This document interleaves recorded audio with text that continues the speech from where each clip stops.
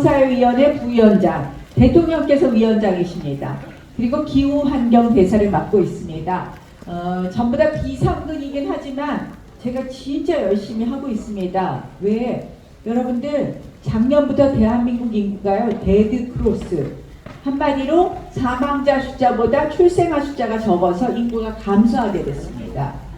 2025년이 되면 대한민국 인구의 20%가 65세 이상, 2035년이 되면 30%, 셋 중에 하나가 65세 이상, 2100년이 되면 지금 5천만 명 대한민국 인구가 절반 이상 날아가서요 2천만 명 남는데요.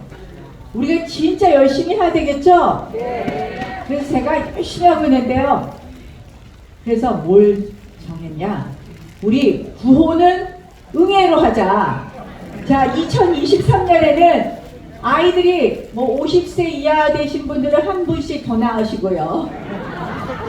아니면 아들, 딸, 며느리가 아기 낳게 좀 하시라고. 자, 2023년 새해에는 가족 하나는 늘리자 이런 뜻에서 또 대한민국의 아이 울음소리가 좀 들리게 하자. 그래서 2023 그러면 응애 응애 응애 이렇게 한번 해보시면 어떨까요? 제가 한번 천천히 해볼게요. 제 요새 저의 가장 큰 과제입니다. 2023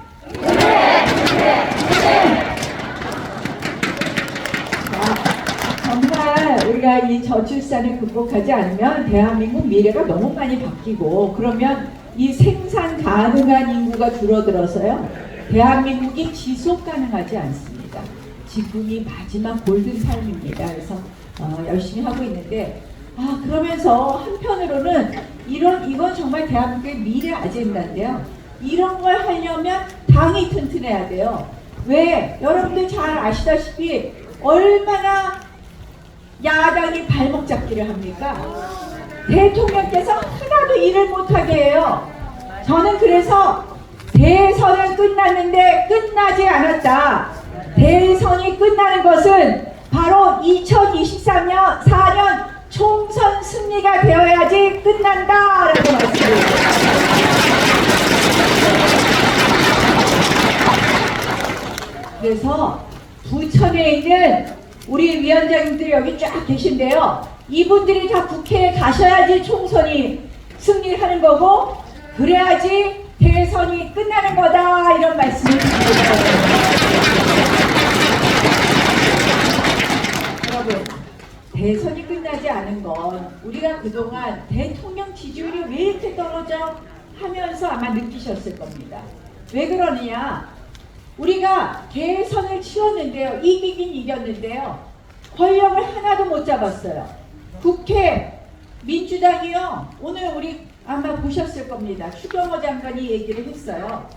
아니, 윤석열 정부가 됐는데 문재인 표 예산만 통과시키겠다는 겁니다. 우리가 해놓은 예산은 전부 다 깎아버리고 문재인 표 예산, 태양광 지원 예산 이런 것만 하겠대요. 자, 국회가 자기들 마음대로 해요. 한마디로 우리가 새 정부가 출범하면서 해야 될 개혁 과제들을 위해서는 77개의 법안이 필요한데 지금 국회에서 몇 개 통과시켰냐? 단 한 번도 통과시키지 않았습니다. 그러니까 일을 할 수 있겠습니까, 여러분? 또 하나 있어요. 언론이 완전히 민노총 산하의 민원면에 의해서 장악이 되어 있습니다. MBC의 조작방송 여러분들 잘 보셨죠? 네. 뭐 MBC뿐만 아니에요. 최근에는 그 김 XX 겸 뭐 더 탐사라는 이상한 매체, 모든 매체가 저쪽에 의해서 장악되는데요. 그들은 언론이라고 할 수 없습니다. 언론이라면 공정한 방송을 해야 되는 거 아닙니까, 여러분? 평가된. 그러니까 어떻게 하느냐? 여러분들 지난번에 대통령께서 이 순방을 가셨는데요. 순방 가셨을 때 북한이 미사일 쐈잖아요. 북한이 ICBM이라고 대륙간 탄도미사일, 미국의 LA, 알래스카의 미사일 방어 체계를 완전히 무력화시키고 뉴욕까지 날아갈 그런 ICBM 핵탄두를 실을 수 있는 ICBM을 완성했는데, 그러면 그때 순방 가셨을 때 이거를 막아내기 위해서 한미일 회담을 했다. 중국과도 지금 3년 반 만에 회담을 했다. 한일 정상이 마주 앉았다. 그래서 앞으로 우리의 안보는 과연 미국의 확장 억제 정책으로 충분하냐, 아니면 나토식 핵 공유를 해야 되느냐, 우리가 핵 자체 무장을 해야 되느냐, 이런 거 논의해야 될 때 아니었습니까? 그런데 그때 미국에 순방 가셨을 때, 인도네시아하고 캄보디아에 순방 가셨을 때 내내 방송에 나오는 거는 김건희 여사가 우리 아픈 아이 방문해갖고 사진 찍은 게 조명을 켰네 안 켰네, 빈곤 포르노네 아니네. 이거 못된 거 아닙니까 여러분? 그러니까 대통령 지지율이 올라가려고 해도 방송이 이렇게 왜곡하니까 지지율이 올라가지를 못했습니다. 이번에 드디어 저 말도 안 되는 대한민국을 정말 한마디로 대한민국을 갉아먹는 세력이었던 화물연대 민노총의 그 정치 파업을 보면서 국민들께서 깨닫게 된 겁니다. 보셨잖아요. 네. 조직폭력배 같은 그 화물연대에서 글쎄 정상 운행하는 사람들한테 쇠구슬을 날리고, 이런 화물연대 파업을 대통령께서 법과 정의에 따라서 원칙에 따라서 대응하셔서 이제 드디어 16일 만에 항복했습니다.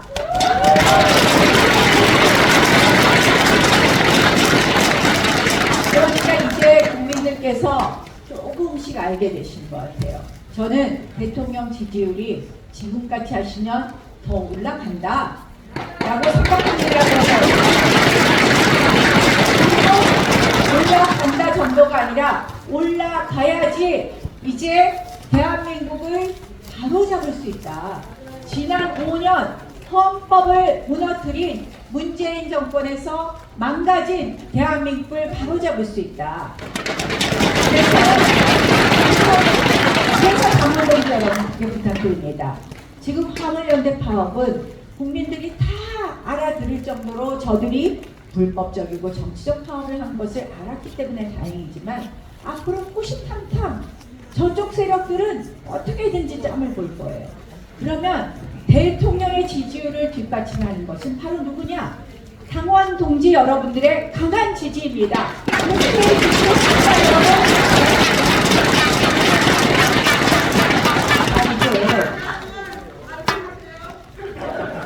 단디해야 됩니다. 자, 이렇게 언론 장악되었죠. 또 국회 장악되었죠. 그렇다고 정부는 제대로 우리가 접수했습니까? 장차관 겨우 바꿨지 밑에 공공기관장들은 다 저들이 아직도 차지하고 있어요. 그러니 대통령의, 맞습니다, 대통령의 국정 철학을 수행할 수가 없습니다. 그래서 저는 당원동지 여러분들이 강한 지지를 하셔야 된다. 그리고 우리가 이제 대통령께서 힘있게 일할 수 있도록 뒷받침해 주셔야 된다. 나경원! 나경원! 그 시작은요 바로 부천 당원 여러분들이십니다. 자, 이제 그렇게 하려면요 국회에서 또 중앙당에서 잘해야 됩니다. 저 민주당 세력은 우리가 총선 끝날 때까지 우리가 소수석이니까 어쩔 수 없어 하고 기다리기만 해서 되겠습니까 여러분? 앞으로도 대통령이 지금 1년 더 국정을 수행하셔야 되는데 총선까지 당연히 발목 잡는 야당에게 단호할 것은 단호하고, 그러나 또 야당의 협조를 이끌어서 우리가 얻어낼 것은 얻어내서 한 발자국이라도 더 국정 동력을 확보해야 되지 않겠습니까 여러분? 그래서 제가 그랬어요.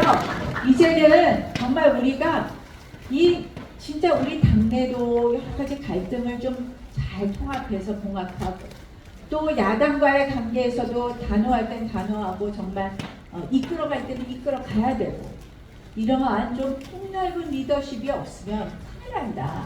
또 용산하고도 조율을 잘해서 이 대통령께서 전면에 나서서 화살 맞게 하면 안 됩니다. 그동안은 자꾸 모든 사안에서 대통령께서 전면에 나가서 화살을 맞으셨어요.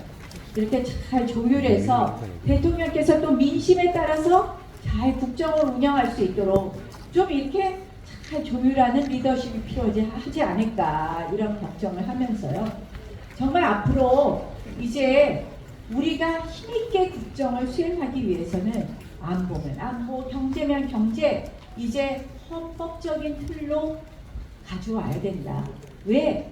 민주당을요, 제가 이 헌법 틀 안에서 조금 더 보수적인 정당, 조금 더 진보적인 정당이 헌법적 틀 안에 있다면 상황에 따라서 보수와 진보가 건강하게 경쟁하는 것은 저는 나쁘지 않다고 생각을 합니다.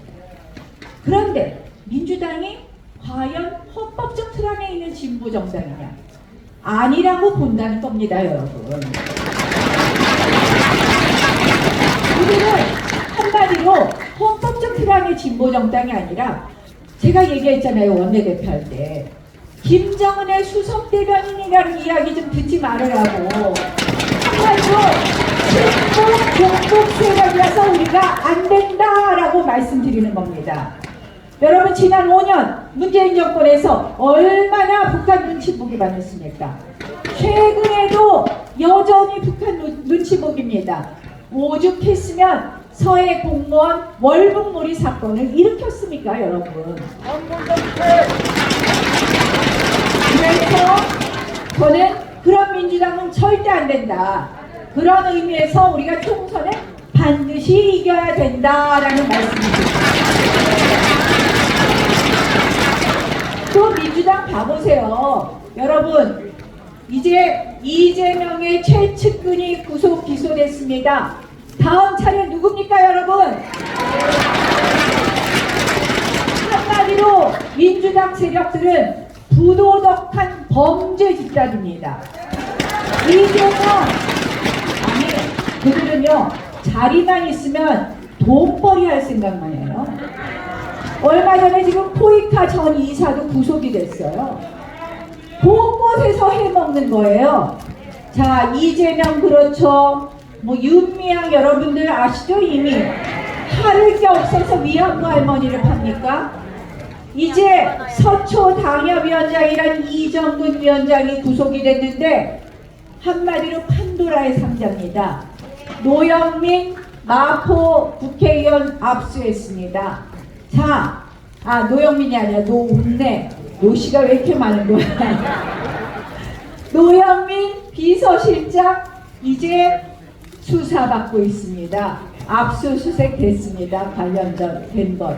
예, 맞아요. 노웅래, 노영민. 노영민도 CJ가 압수수색 됐어요. 인사 부탁한 걸로. 인사 청탁한 걸로. 이제 줄줄이 하나씩 나오고 있습니다. 한마디로 4.3은 친북 종북이고, 그리고 본인들은 부도덕한 이런 집단에게 우리가 정권을 다시 내주어서는 안 되겠죠, 여러분? 그래서 간곡히 부탁드립니다. 제가 오늘 이렇게 진짜 부천에 막 달려왔는데요. 또 달려서 빨리 가야 돼서 간곡히 부탁드립니다. 왜냐하면 부천에 계신 우리 당원 동지 여러분들은 엄청 똑똑하셔서 제가 긴 말 할 것도 없는 것 같습니다. 간곡히 부탁드립니다. 다음 총선까지 우리가 가는 길이 사실은 가시밭길입니다. 그 가시밭길을 우리가 정말 강한 리더십으로, 그러나 또 포용적인 리더십으로 여러분 함께 우리 당원 동지 여러분들이 절대 단합해서 대통령 중심으로 똘똘 뭉쳐서 갈 때 우리가 대한민국의 국정 동력을 확보하고, 그리고 한 번 찾은 정권 다시 내어주지 않게 된다. 그렇게 해 주실 거죠? 나중은 정말 비록 뭐 제가 크지는 않아요. 뭐 워낙 남자분들하고 비교하면 좀 작더라고요. 여자 중에서 작지는 않은데 비록 맵다고요. 정말 단단하게 여러분들과 함께하면서 우리 정말 2019년 그 광화문에서 얼마나 외쳤습니까? 저는 그때 외쳤던 그 힘이 정권 교체의 씨앗이 되었다 생각을 하면서 우리가 그 힘을 다시 다 모아서 반드시 다음 총선까지 함께 하는데 저도 작은 힘 꼭 보태겠다는 말씀드리면서 부천 강원 동지 여러분 사랑합니다. 우리 모두